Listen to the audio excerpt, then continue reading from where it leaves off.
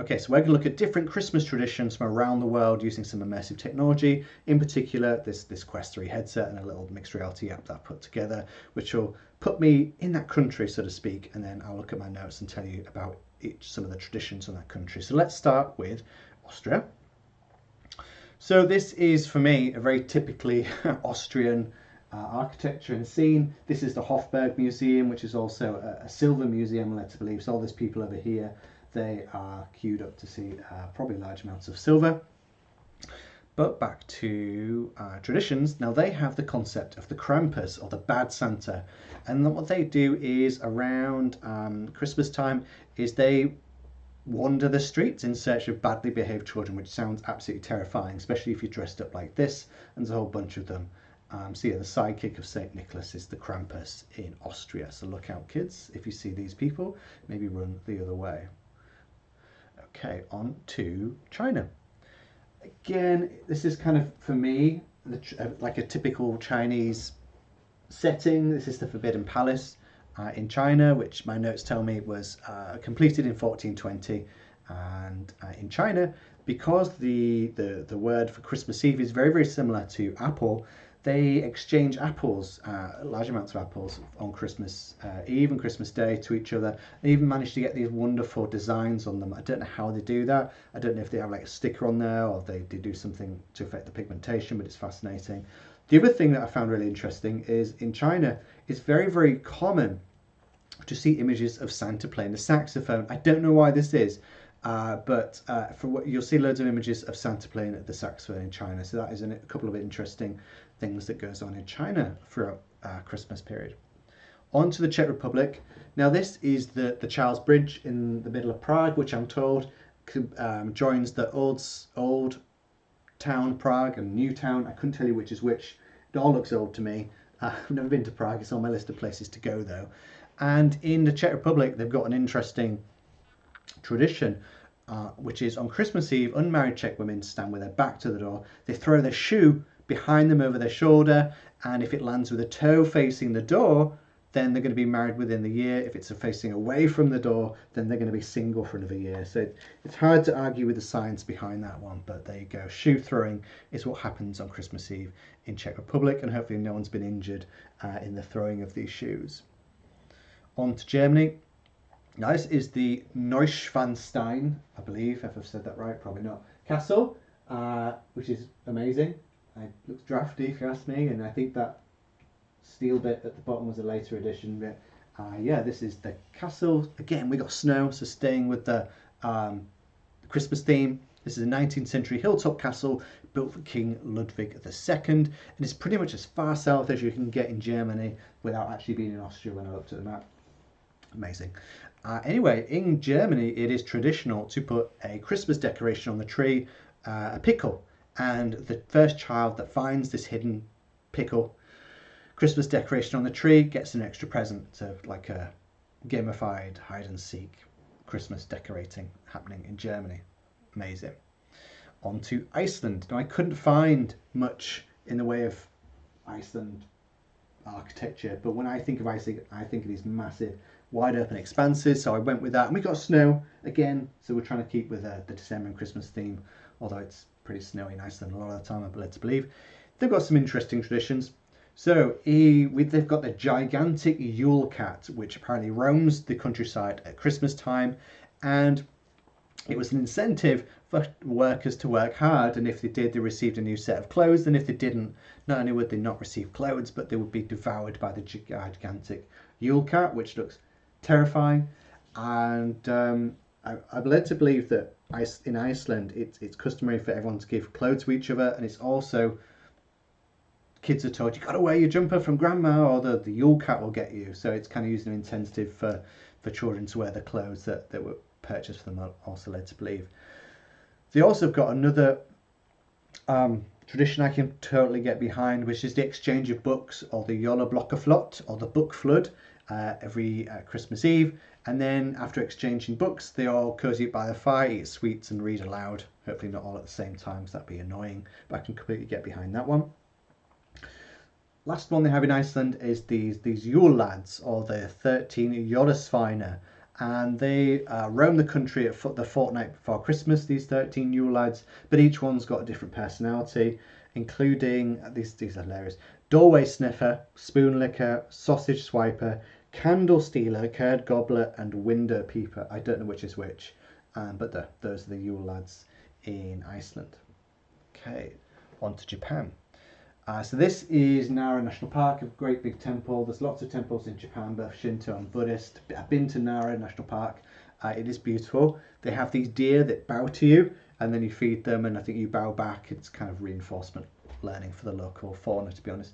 But in Japan, they have an interesting tradition going back to the 1974, when a very popular marketing campaign for KFC took off called Kentucky for Christmas, which to this day results in a large number of Japanese populace go to KFC for their Christmas meal, either standing in line for hours or ordering their meals months in advance. Now, this is completely legit. As well as being here, my brother lives in Japan. He says this is completely what happens. This is not made up. This is completely true. So well done for the marketing team at KFC. Hope you got a bonus that year. So yeah, that was Japan. On to Mexico. For me, this is very typical Mexican scene and architecture. I don't think this is Chichen Itza. I've been to Chichen Itza, but this is definitely a Mayan temple. I looked at, I don't know where it is though.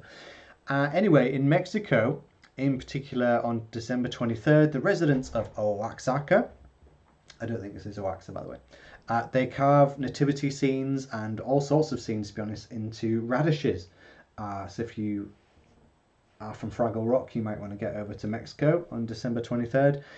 But I think this is what happens in many places throughout Mexico, and they have these fantastic radish displays. If you search for radish, Mexico Christmas, you'll be amazed at what they come up with. But I thought that was an interesting one. Radishes in Mexico and Christmas. In the Netherlands, now this is a very typical Netherlands scene, right? You got canals and bicycles. This is unmistakably the Netherlands.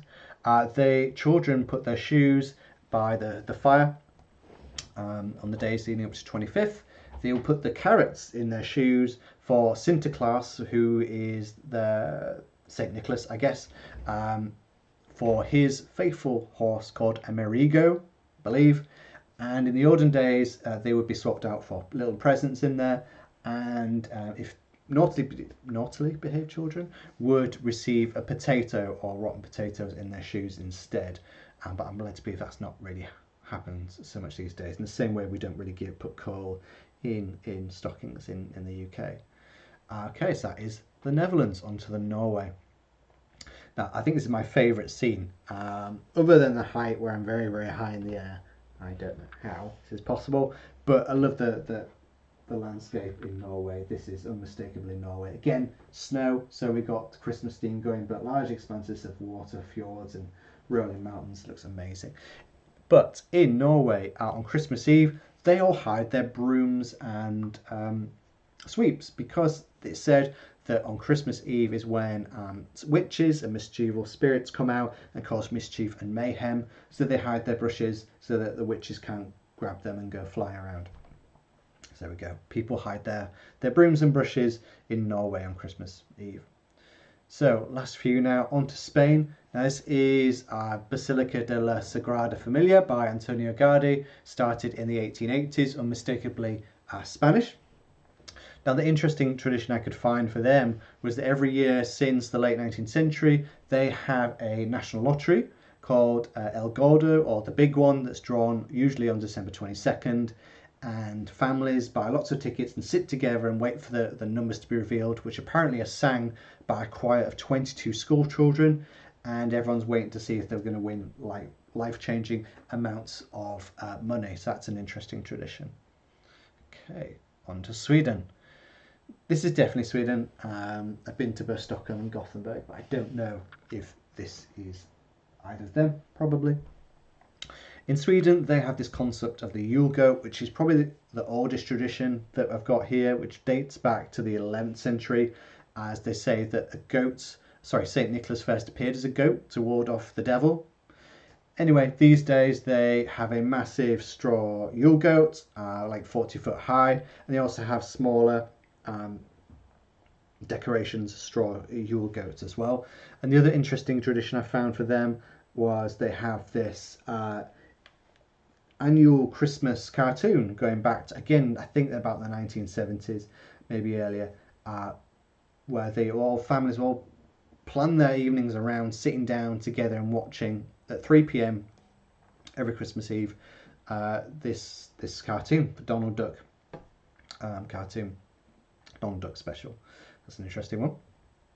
And the best is last, probably, in the Ukraine. So this is, again, a nice snowy landscape. So let's pretend it's Christmas, shall we? And this is St. Sophia's Cathedral in Ukraine. I don't know what the relevance is, but I believe it's a very famous landmark in Ukraine. And they have some interesting traditions. So first of all, cobwebs are very, very popular as used as decorations in Ukraine, and it's also led to believe that it's a sign of good luck. If you've cobwebs in your house, not in my house, I have a kill and answer, ask questions later agreement with spiders in my house. But they have, and this cobweb story goes back to apparently a folktale when a poor widow couldn't afford to decorate a tree, and the spiders pitied her. So when everyone went to sleep, they came out and decorated the tree with their cobwebs, so that the children could enjoy a decorated tree. Okay. They also have a national dish at Christmas time called a kutya, which is like a honey soupy thing. Anyway, it must be sticky because what they do is they throw it at the ceiling, and if it sticks to the ceiling, not everyone, but some families, they throw it. If it sticks to the ceiling, that is a sign that there's going to be a good harvest. And if it doesn't, presumably, other than having kutya in your hair, that it means there isn't going to be a good harvest. And then the last one that they have in the Ukraine, and for this talk as well, is that apparently they have 12 courses during their traditional Christmas meals, one for each of Jesus's apostles. So in Ukraine, you've got cobwebs, sticky food on your ceiling, and lots and lots of food. So fantastic. Hope you enjoyed that. I did really enjoy looking at the different traditions for different countries and what they do around Christmas time. But I like to think that we aren't defined by differences, we're defined by our similarities and our desire to be together and love one another and celebrate togetherness around Christmas time. I think that's what brings us all together. Okay, I hope you enjoyed that. Follow me on LinkedIn, on YouTube at Lee Engelstone if you want to see more immersive videos like this, or just to see what I'm up to really. I have a few different experiments. But until then, enjoy the festive period. Bye now.